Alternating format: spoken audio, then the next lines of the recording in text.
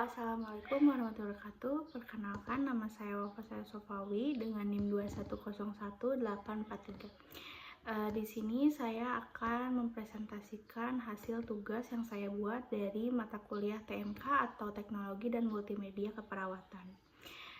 Tanpa berlama-lama, langsung saja ke pemateriannya. Nah, sebelumnya kalian tahu nggak sih apa itu dekubitus? Sini aku jelasin. Nah, dekubitus merupakan cedera atau luka terbuka pada kulit yang disebabkan oleh tekanan berkepanjangan dalam jangka waktu yang panjang pada bagian tertentu ya. Nah, selain tekanan, dekubitus juga bisa terjadi karena adanya gaya gesek dan peregangan kulit. Nah, biasanya terjadi pada bagian tubuh dengan tonjolan tulang. Nah, adapun tujuan dari pencegahan dekubitus ini yaitu salah satunya ada untuk memberikan pemahaman dan keterampilan yang diperlukan untuk mengurangi risiko terjadinya luka tekan, apalagi terhadap individu yang berisiko tinggi. Nah, adapun manifestasi dari luka dekubitus itu yaitu pada dekubitus untuk pertama kali ditandai dengan kulit yang eritema atau kemerahan. Nah, terdapat ciri khas bila ditekan itu dengan jari, tanda eritema akan lama kembali atau mengalami persisten. Lalu kulit mengalami edema dan temperatur di area kulit itu meningkat. Jadi apabila diraba oleh jari itu akan terasa hangat. Nah, tanda pada luka dekubitus ini akan dapat berkembang sehingga sampai ke jaringan otot dan tulang. Ngeri banget ya.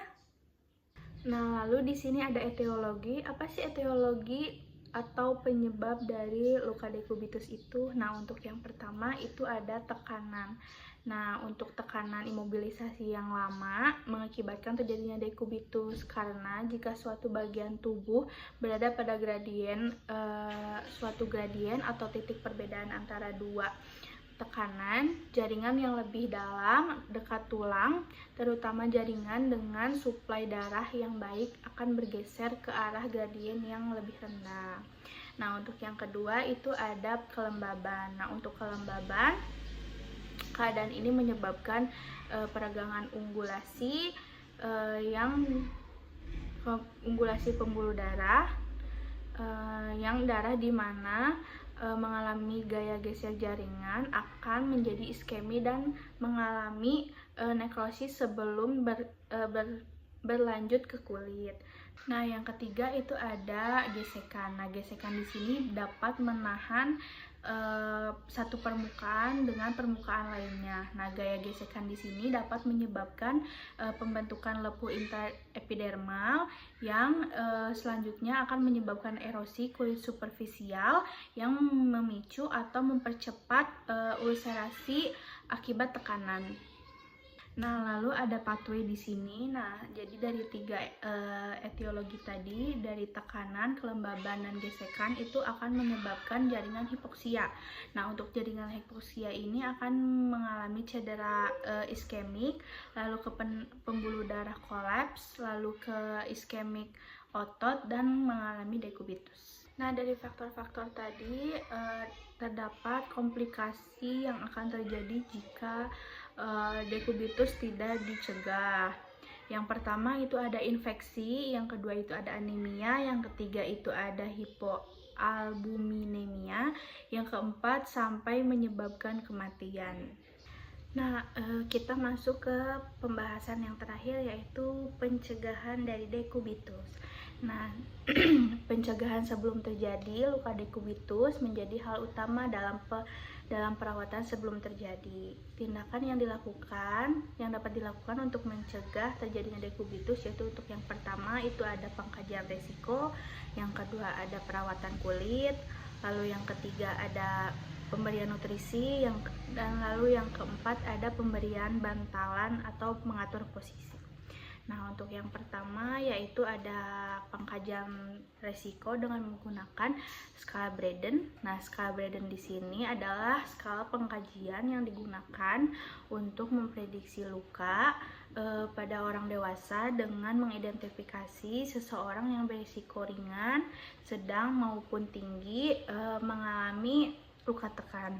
Nah, untuk yang kedua itu ada perawatan kulit. Nah, perawatan kulit di sini harus melakukan pemeriksaan kulit sesegera mungkin tiap 8 jam.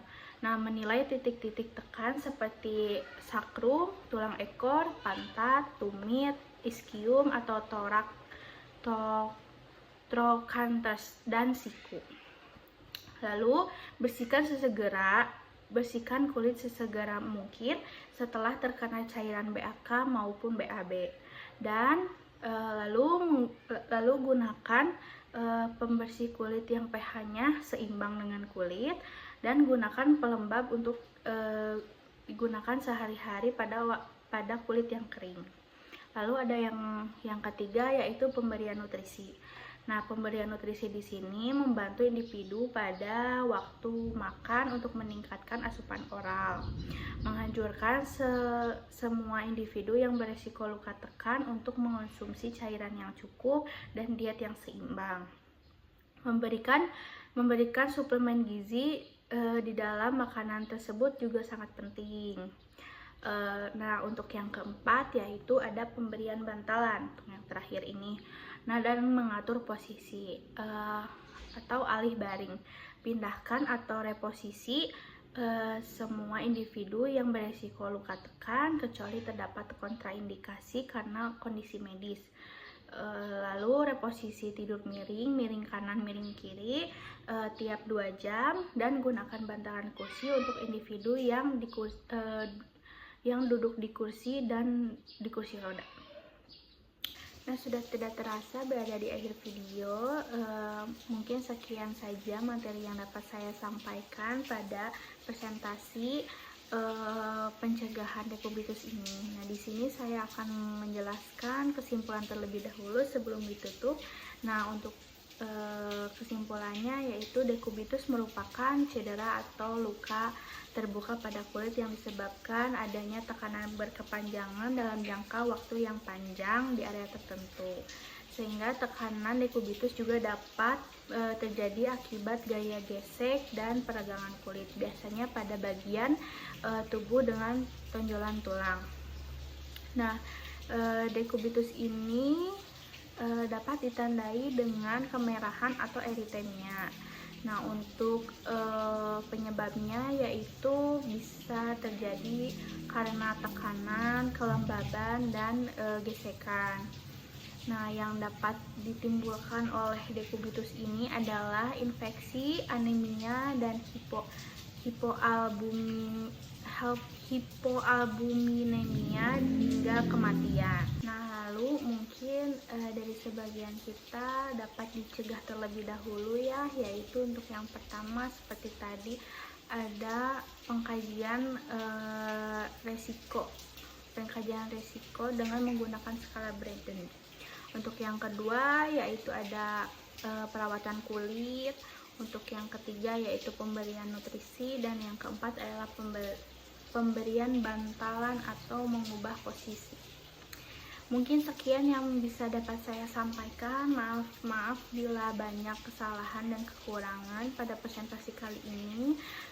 Terima kasih atas perhatiannya. Wabillahi taufiq wal hidayah. Wassalamualaikum warahmatullahi wabarakatuh. Bye bye. Oke teman-teman, terima kasih sudah menonton videonya.